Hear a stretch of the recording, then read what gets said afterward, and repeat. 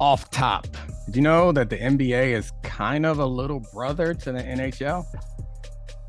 It's true. So, the Basketball Association of America is the precursor to the NBA. Once they merged with the National Basketball League, they became the NBA. But the BAA was born out of NHL owners needing something to do with their arenas.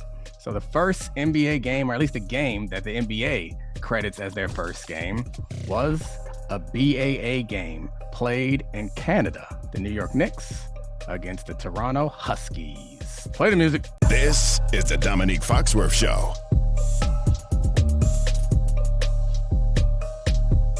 What up, Charlie? You're welcome. Trivia. Wow. That makes sense why they're those Toronto Huskies throwback jerseys now that I never understood. Yeah, and so of those original 11 teams when they merged with the NBL and became the NBA, the Knicks and the Celtics are the only teams who are still the same mascot and in the same city. Who knew? I knew. Well, I didn't know a few hours ago, but I knew. All right, so old, slow, boring basketball. Not what we're talking about. Well, it's kind of what we're talking about, but minus the boring part, because we do got some old LeBron, but yeah, I'm really looking forward to this game.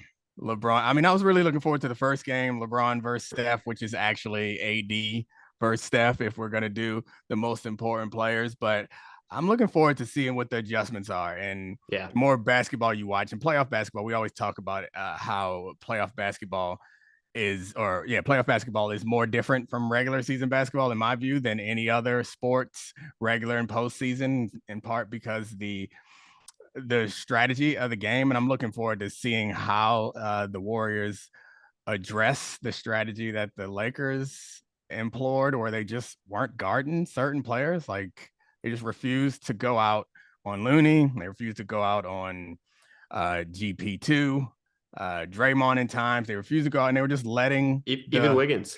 Yeah, even Wiggins. Well, yeah, Wiggins went 1 for 5 from 3. Clay was better from 3, but he was awful from 2. So it really feels like Steph is in a place now where he is kind of in a place where LeBron is used to being, where the help isn't quite there, but the expectations are still really high. So you look like you're about to say something. Go ahead. Well, no, I mean, it's not like, it feels very 2018 LeBron, not in the sense that his roster is bad around him. I still think the Warriors have some useful pieces and the spacing works, but his mastery of the offense and his confidence seems to be at an all-time playoff high. Like that feeling where it just feels, they were down 3. Steph hit that freakish bomb in game 1 to tie it up momentarily. And you're like, of course he's going to hit that shot. No matter the moment, no matter the time. It's like, that's Steph Curry. He gets a basket whenever he wants, and the Warriors need it. They were down 12 with like 5 minutes, 5.5. 14. 14 with like 5.5 left. And one of my friends who's a big Warriors fan, I guess he was just trying to reverse jinx, but he's like, it's over, damn. And I went back to him like, you're stupid. You know it's not over. And then, of course, they go on a run to get the game close again. But their kind of lineup of death was what they used to go on that run. So one of the questions I have going into this game is, how long can that survive against AD? Yeah. Because that seems to be their best weapon, or at least it was their best weapon, to play zone behind that speedy lineup. And the Lakers seem to struggle with it, which may have been in part because of where they were at the time in the game, but it also seemed to really give them some trouble. But Draymond can't be expected to play center for extended minutes against AD. I mean, personally, I think a huge part of that was AD and LeBron's fatigue when they went to the zone and when they put Draymond at center. Because, I mean, AD didn't come out in the second half. And he was so focused on completely annihilating anything within 15 feet that the Warriors had on offense, that I think it did sort of take him out of his own offense a little bit for spurts. The weird thing is like, and we'll get into this because this is where we are at with LeBron James at 38 years old with this foot injury that means he cannot blow by people to the right and jump off his left foot and create havoc in the lane like he has for the last 19 and a half seasons. But it used to be you couldn't play zone against LeBron teams because if there's a hole in the zone, the greatest decision maker in the history of basketball will find it and bust your zone in 4 seconds. So that was interesting that worked a little bit. But he doesn't have the ball anymore. Yeah. So he can't. He's not the conduit of the offense in the way that he's always been. Like we always knew that building a LeBron team was get LeBron the ball and surround him with shooters. And then the decisions seem really good when open shooters are hitting open shots. But LeBron can't penetrate the way that he's accustomed to. We saw him like barrel his way through the lane a couple of times, and we even saw him post up a couple of times, but it's not what you can come to expect or rely on LeBron for. And AD is now the centerpiece of both their offense and their defense, because their strategy defensively, like I mentioned, was like not going out on some of the lesser offensive players, which the point there is to keep AD in the paint. And AD dominated the rebounds and dominated rim protection. So like it worked. But towards the end of the game, the Warriors put the ball in Steph's hands, and that seemed to be the kryptonite for this particular strategy. But also, I think you and I both talked about this before, how Steph kind of seemed tired. So I'm not sure that that's a long-term solution for Steph Curry, because he's not as old as LeBron, and his game doesn't require the same type of physicality, but it requires a physicality. And he didn't get back on D a couple times, which is not a Steph Curry type of thing to do. And the idea that they're just going to ride him as the primary ball handler all game seems unlikely too. Yeah. And so, I mean, first of all, we've seen the Warriors do this before. When they get in stressful situations, they spam pick and rolls or fake dribble handoffs with Steph as the ball handler, because it eliminates all doubt of who will make the decision for the offense, him or Draymond, pretty much. Hand it off, have Draymond do it. Steph keeps it, he'll do it. So that to me is not that shocking, and I feel very confident that the Lakers will have an adjustment to the adjustment on that. The interesting thing to me is Anthony Davis, if he's going to continue to drop on all of those non-Steph plays and basically keep Kevon Looney off the floor, I think it actually might force them to play that death lineup more often. Because if Kevon Looney, maybe the most underrated guy in the entire NBA, is a lot less valuable if he is not able to dominate the offensive glass with Anthony Davis there.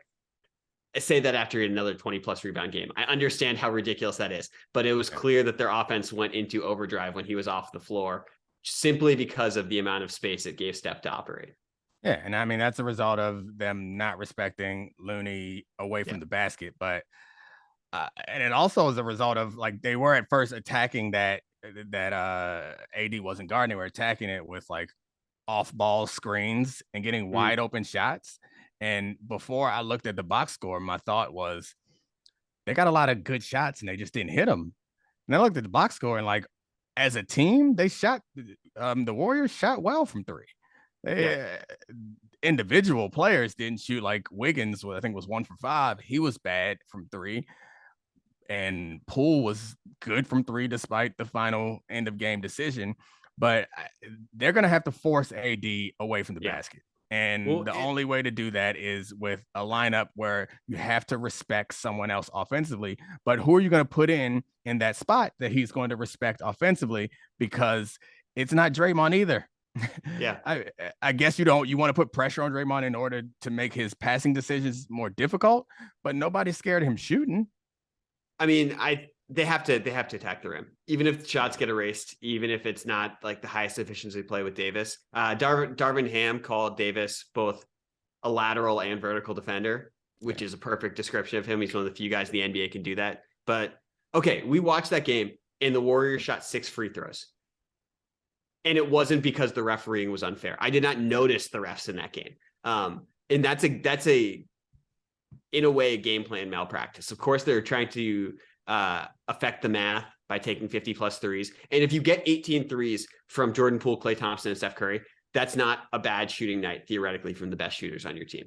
Volume-wise and efficiency-wise, it might be spread out better. Like, I mean, I think Klay was 6 of 16 for three and struggled at certain points. Steph struggled at certain points before, becoming, a human flamethrower in the fourth quarter.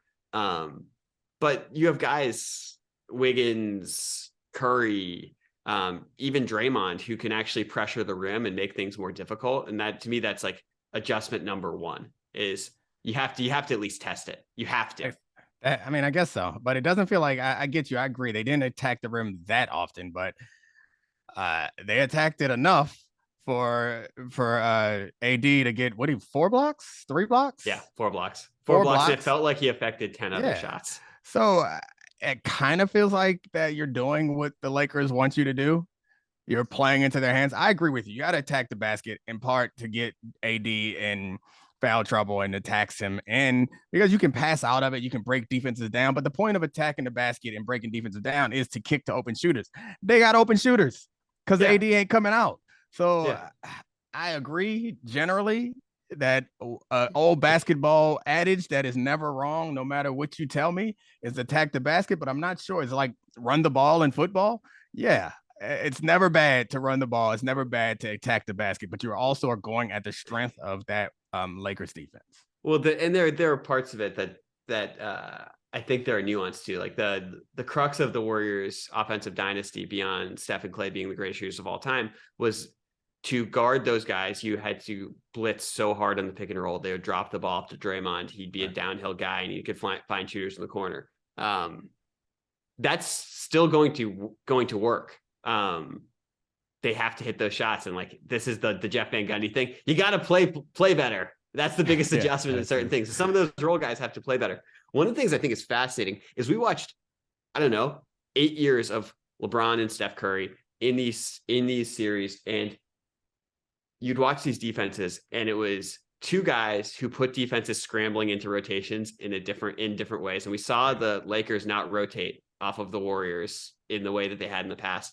And we also saw LeBron not be able to create rotation from the Warriors defense, which is really interesting. I mean, you mentioned it earlier. He posted up 11 times in the Grizzlies series, 11 total times in 6 games. He is running pick and roll much less than he ever has in the past. His true shooting percentage is significantly lower than it has been at certain times. And you hear Draymond talking about it. He was talking on his podcast after the game. He's like, yeah, it's sort of weird seeing LeBron without the ball. And I think that a massive Warriors adjustment is going to be ignoring LeBron James, which is like actually crazy. Not like fully ignoring him. Not going to give him a straight line drives to the basket. Yeah, but they are closing out on him. Yeah, they're not going to play with the reverence. They stopped closing out on him when he was getting open shots. They were begging him to shoot, and he was capitulating. The other conversation that I heard being had after that game, and I guess we'll see. I'm really looking forward to the upcoming game, and the conversation after that is going to be interesting. But I'm scared to put this on the table, and we're going to get to some football stuff in a minute, because I don't want to hear what your response is going to be, because if it's wrong, it's going to stress me out. So we're not going to argue, no matter what you say. But the conversation is about legacy stuff now. And it feels to me, I heard people who know more about basketball than me saying absurd things. And I even got some social media pushback last week because I was unwilling to even entertain this conversation, that Steph Curry is in position to jump over LeBron in the historical rankings of greatest player of all time. I think Stephen A used the term Mount Rushmore, as he's going to knock LeBron off the Mount Rushmore. Is that? I think I saw that. I should look that up and to be sure. I guess Stephen A is a 2-person Mount Rushmore. I don't get it. But I just don't think. And yeah, people were mad at me last week because I didn't think it was a conversation. Steph's great, but LeBron's means something different to this game, and has contributed more and been more dominant for a longer period of time. It just feels like this is LeBron's era, and Steph Curry can get a piece of it, but it seems like it's going to be hard for him to take it. I mean, look, Steph is closer to LeBron than he is to someone like Durant or Kawhi Leonard. I think that has become clear over the last few years. I think he's a top 10 player in the history of basketball. Like I think he's a certain ways a modern and greater version of Tim Duncan, just like the consummate teammate you just have and have a chance to win titles with because they're so great and they're such great team players. Honestly, I just feel like we closed that chapter of who is better from 2016 to 2018. We had series where they were all on the floor, and despite the result, I never once thought that LeBron wasn't the best player. There was a period in the 15-16 season when Curry was playing offensive basketball that I hadn't seen before, when it was like avant-garde offense. And I was like, what is this? Is this guy going to be the greatest player of all time? LeBron closed that door. Like, I don't care if you want to put LeBron at 1A, 1B, or 2. He's not in any spot other than that. Could we reassess this if Stephen Curry wins 3 more titles, that's 7 titles, and LeBron finishes with 4? Yeah, I mean, the hay's not in the barn with that. But if you're going to ask me if Curry beats LeBron in a second round series when LeBron is 38 with a destroyed foot, no, that's crackhead. Get out of here with that. Like we have eyeballs. We saw it. Yeah. To be fair to Stephen A., here's the exact quote. If Steph Curry beats LeBron in this series and, dare I say, wins his 5th NBA championship, we might have to remove LeBron James off of Mount Rushmore and put Steph Curry on it. That's right. I said it. Yeah, I'm sorry. I had to add the final punctuation. That's right. I said it. I ruined it. Yeah, it's fine. My pause was too long, but I don't know. It's to me that your argument is a good one. Mine feels less concrete. Like you have games to point to and a few years of series and competitions to point to, which I guess I can point to those also. But some things you just know. Yeah. And I find it hard to believe that anybody who was here and like in reading Stephen A's quote, there's some caveats around that soften it a little bit, but still it's a hard statement for me to listen to because I've been here for the whole time, from the time LeBron came into the league at 18 years old and was immediately one of the best players in the league and dragged that Cavs team to the NBA finals. They lost and then went to the finals for like 10 years in a row. Like he owned the league and at certain stretches was the best defensive player, perimeter defensive player in the league, while also being the most impressive offensive player. Some combination hybrid of Magic Johnson, Vince Carter, and Michael Jordan all at the same time. It just like, I don't understand how. And Steph's changed the game. His shooting's been great. But even we all know this. Like last year, it felt like he still had an empty spot that he had to prove to us. And now lots of people are pretending like it didn't exist. Thanks, KD. Yeah, and maybe it didn't exist, but it certainly was a thing. Yeah. And he just got there. And so for him to pass LeBron, he's going to have to do something more. And his team's dominance was always predicated on his greatness, but it never felt like it was as lopsided as LeBron's teams were dependent on him, which I guess doesn't change the fact that he could still be great. But I'm trying to find ways that sound smarter than I was here. I saw it. So stop it. Don't get crazy. Well, you got the eye test. You also have the fact that LeBron's accolades are going to be on a completely different level. First team All NBAs, All-Star games, Finals MVPs. We're also like 2 months removed from him setting the all-time scoring record, a record that like 10 years ago we thought was unfathomable for anyone to reach, and it's never going to be broken again because of the load management era. Like the accolades are there. Like, if you are on the Steph Curry side, you're on style of play, the team impact. There's one thing, like his numbers. His on-off numbers, the point differential per 100 possessions. We're talking about Michael Jordan, LeBron James, and Steph Curry in a lot of those. Like he really is that level of an impact on his team, and the nerd term gravity. It's like it's more than that. It's that he's also just really fucking good at getting his teammates open shots and running an offense. Your Tim Duncan comparison was a really good one too, because I heard Bomani say the other day, which I thought was a good point, is kind of like Steph Curry is making Hall of Famers. Klay Thompson and Draymond Green are going to the Hall of Fame because they're good players. Yeah, Iguodala. Yeah, they're good players, but they're going to the Hall of Fame because they stood real close to Steph Curry. If they were in another situation, it's really unlikely that happens. LeBron doesn't have that on his resume.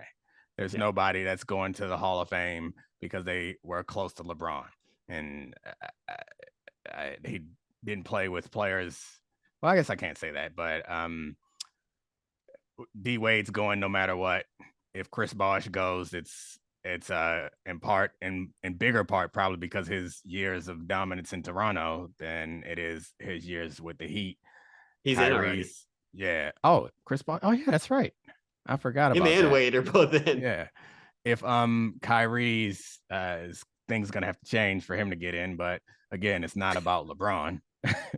Yeah, he gonna have to do a lot between now and the time he retires to get in. But either way, it won't be about his time with LeBron. It'll just be because we remember that one shot. That one shot is gonna be the thing that gets him in because people don't like him. But yeah, anyway, the bottom line is I can't wait to watch this game. Let's not overreact. Let's enjoy the fun. I do hope that we get a better version of LeBron at some point. I really wanted him to hit that dagger three. And of course, he has the confidence to shoot it, but And he did hit one big one. He hit one big one to put him up 5 down the stretch. He only hit 1 3. So yeah, he didn't hit one big one. He hit one. Yeah, it was an important time. I do one thing I want to ask you about, and I was thinking about this. This is going to piss off everyone in Miami. You're in Miami right now. Are we I allowed am to in tell Miami people right where you now. are? I'm going to whisper this, but Anthony Davis is the best dude LeBron's ever played with. Not in an individual season. Like I know Wade was unbelievable in 2009 and 2010. He got a year of Dwayne Wade as a co-star, and that year was such a push and pull. We're not sure how to play. And then Wade descended into being a high-level role player. Yeah. Kyrie played perfectly with LeBron, but was one-way player. I've never seen LeBron be on a floor with someone who's playing as well as peak Anthony Davis. He's never been on the floor with someone that's better than him. Yeah. But also this guy looks like evolutionary Bill Russell right now. Yeah. And I guess genuinely. Saying that somebody's better than LeBron at this state isn't the compliment that I thought it was when I was cooking up that sentence in my head. But I'm thinking about someone else who has the impact that AD has. The problem is AD's never consistently healthy, but yeah, there's nobody that's had that impact on a team that AD can have. I think you could even argue that Chris Bosh going to the 5 and learning to shoot threes like impacted LeBron's career in a way that was more valuable than just about anybody. But nobody is like AD. Well, you really hated that one. No, I thought you were about to say that Chris Bosh is a more valuable teammate than Wade. And I was going to nod like the Jack Nicholson gift for a little bit. No. He was the last 2 years of Miami, but I digress. Yeah. He was better. I mean, D-Wade's knees left. Yeah. They didn't, and they never came back. But yeah, I just think that when you think about those who's helping LeBron the most in the course of his career, no one's helped him as much as this healthy AD is, and bubble AD. Like that title has really changed the way people talk about LeBron, and AD is a huge portion of that. I don't think this is a jarring overreaction, but I was thinking about this all day. Like I look at the postseason right now, and it's the most wide open it's ever been. And you usually go best player in the series to win the series. One, I don't know if Anthony Davis or Steph Curry is the best player in this series. And we're talking about Steph Curry passing LeBron on the Mount Rushmore of NBA people. And that's the hot take after the Warriors lost game 1. Davis easily could outplay Curry in this series. He's done it one game already. Looking at the Western Conference, there are 3 dominant players in it right now. It's Jokic, Steph, and AD. And this is a 2-time MVP. And if you asked me for the rest of the postseason, who do I think will have a better run, Jokic or Anthony Davis? I would say that's a complete toss-up. I would say it's a complete toss-up. Davis has played that well, he had the 2 bad games in Memphis. That's shocking. The ceiling of the game we saw last night is what we always thought Anthony Davis could be, that we've always been disappointed in. Like he's always been that. He's just never been it consistently. No.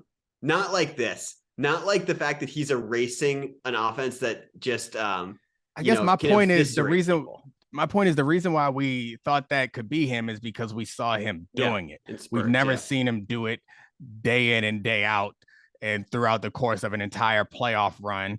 And that's the question with AD. That's why I turned my face up when you said that about Jokic, because, and I guess Jokic doesn't have the defensive impact that AD has. And right now the Nuggets are better, are damn near better than they are with Jokic on the floor than they are without him on the floor. And that probably says more about the Suns than it does about the Nuggets. But bench first bench there. Yeah. But the point I'm making is, we know we can get this from AD sometimes. When have we ever got this from AD all the time? Even last series, I mean, I guess it's unfair to expect him to do it in every single game of a series, but to have a historic performance, because what he had was 20 rebounds, 30 points, 4 blocks, and a bunch of affected shots. That was like a historic performance. It was a dominating a game. And I guess it's hard to ask him to do that every game, but we're going to need it more than he's ever done it before. He hadn't played 44 minutes in a basketball game since 2018.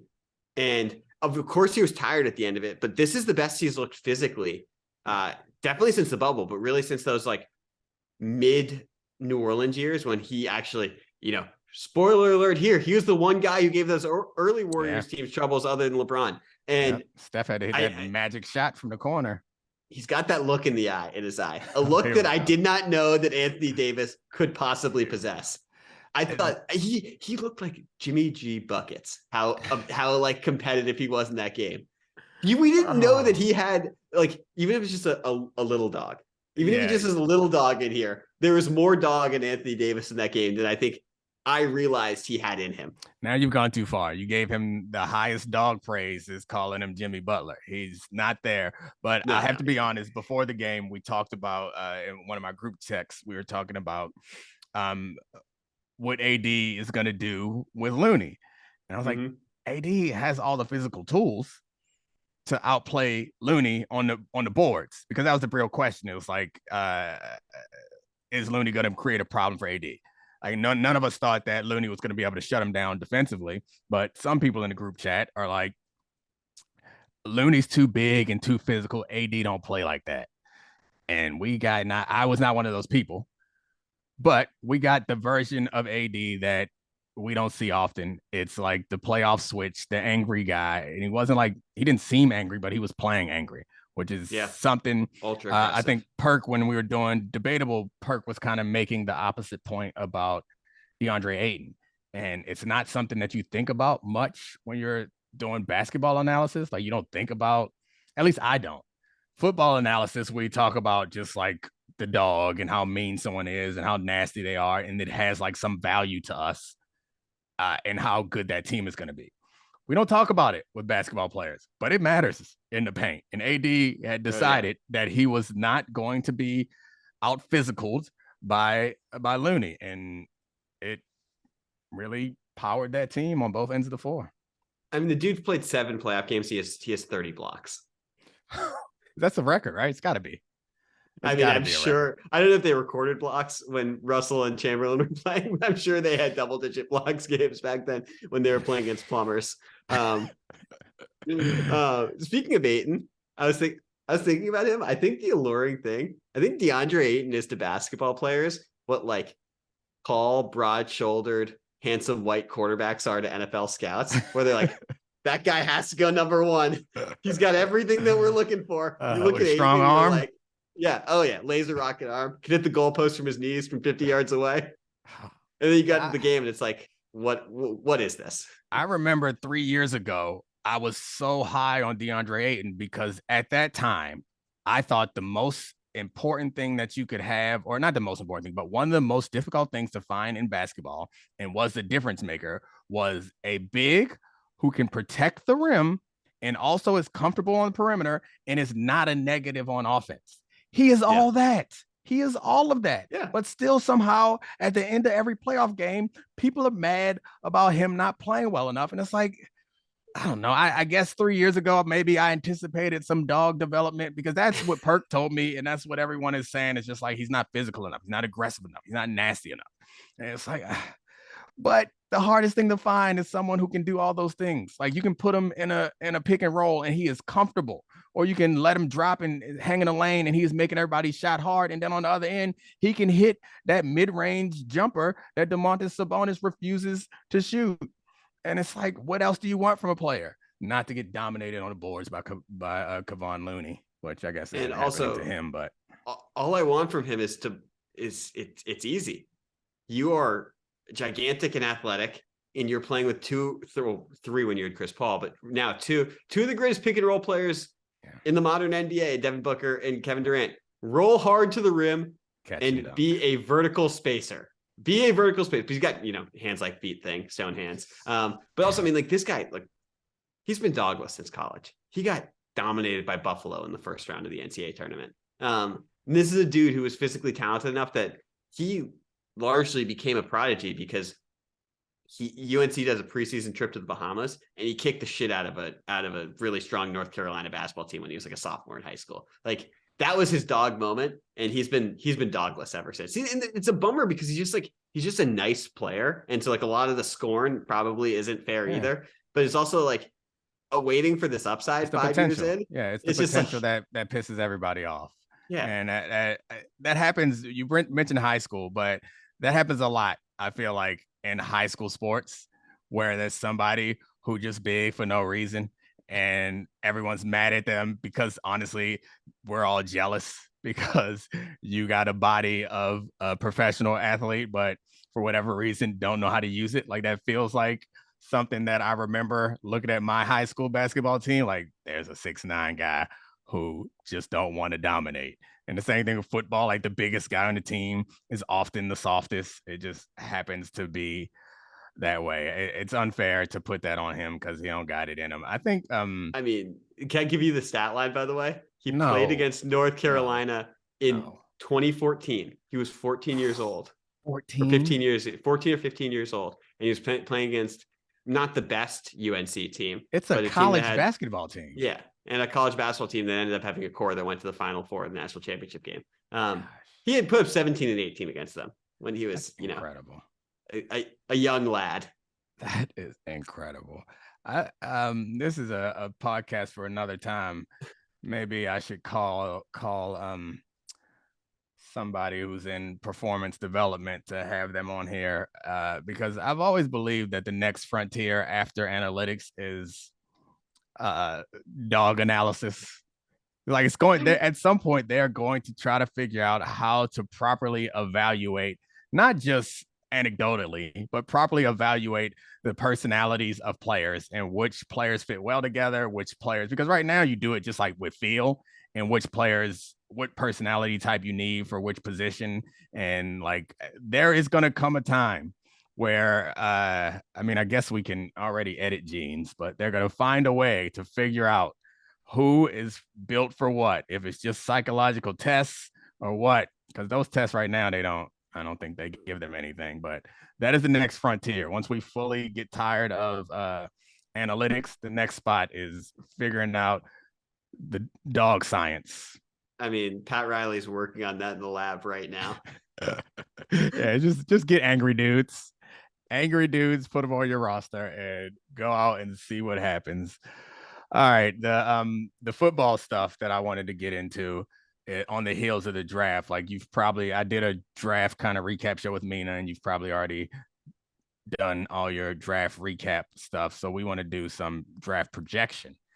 One simple question: who is going to be the rookie of the year? I think there are only 3 choices. Okay.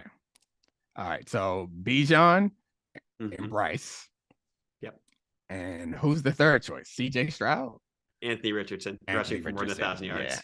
Yeah. That's obvious. As soon as I see CJ Stroud, Anthony Richardson jumped into my head. So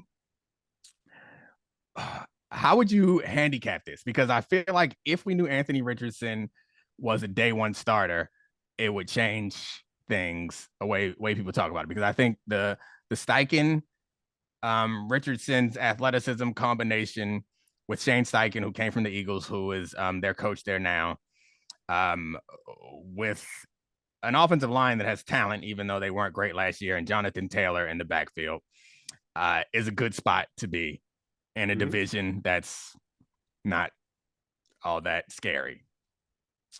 But he hasn't done nearly enough, I think, to be up there, for people to believe in him.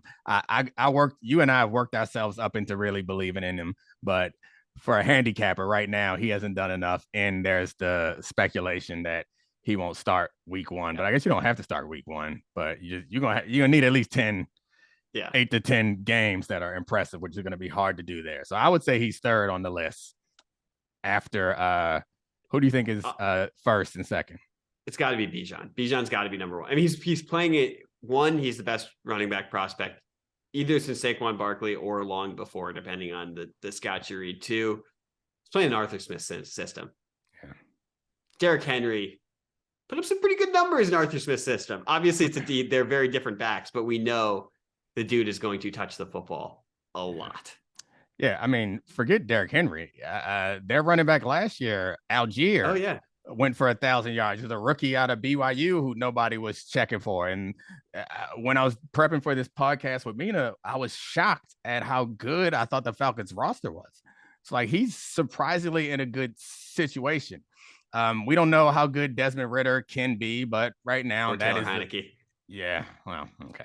Or Taylor Heineke. He's got dog in him. Very doggy. But that is the weak spot of their roster. Like their offensive line is good. They improved. It was their running attack was good last year, and they still improved on that offensive line. They got Drake London, who's a great young receiver, and Kyle Pitts, that aggressive tight end or that athletic tight end who they can't seem to figure out how to get him the ball. Unclear if he's got dog in him. Yeah, but he's got explosive athleticism. He's what was he like? What was he drafted? He was top 10. Was he top 5? Like he was like the highest pick in the draft. Yeah, he was like the highest drafted tight end ever or something. So he's not living up to that. They went and got Jeff Okudah to play corner, who he hasn't panned out, but man, did I love. He was one of the best prospects I had seen in college. So maybe it'll turn around. AJ Terrell on the other side. They brought in Jesse Bates from Cincinnati on that defense. They added Calais Campbell. So they have a good team, again, in a division that's not all that impressive. So I think Bijan, the things that you're going to ask him to do are going to be a little bit easier to pick up on the fly than what you would want from Bryce Young. But I would not put Bryce Young out of the race because he's landing in a good situation. The first overall pick is so rarely traded to a team. It's rarely traded, but then it's rarely traded to a team that is actually kind of talented. And he's going to Carolina with a coaching staff that, Frank Reich knows a little bit about offense, I would think. They had a good running attack last year and a pretty good offensive line. J.C. Horn on the defense and some good defensive players. And again, they're in the same division, the Falcons, that they could potentially win. Like there's nobody in that division that we're expecting to run away with it. So I like Bryce Young. He seems NFL ready. And from everything you hear, the only real drawback on him is his size. So I don't know. The quarterback always has a leg up. The number 1 overall pick always has a leg up.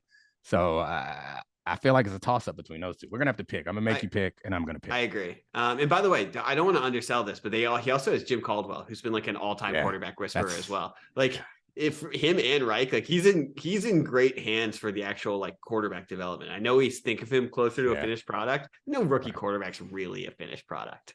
Yeah, I love that they have Josh McCown and Jim Caldwell on the same staff, because Jim Caldwell is like the picture of a black coach not getting treated fairly. And Josh McCown, I guess my buddy Jeff Saturday has replaced Josh McCown as the picture of a white coach climbing the ranks fast, but he never did get that head coaching job. But he was he crawled so Jeff Saturday could walk and then not walk. Sneaky great decision by McCown, by the way, not taking that Texans job. Yeah, not sneaky great. Great. Because there's no way that he would have succeeded. And then everyone would have said, not fair. And it would have kind of marred the rest of his career. Thomas Brown is the actual defensive coordinator the actual offensive coordinator now. It's his first year, I believe. He's black coach there in Carolina. So it'll be interesting to see how things pan out for him. But I don't know. I think Bryce Young has a shot. I feel like you're going to go Bijan. So I'm going Bryce. Put all your money on Bryce, guys. This is good, solid advice.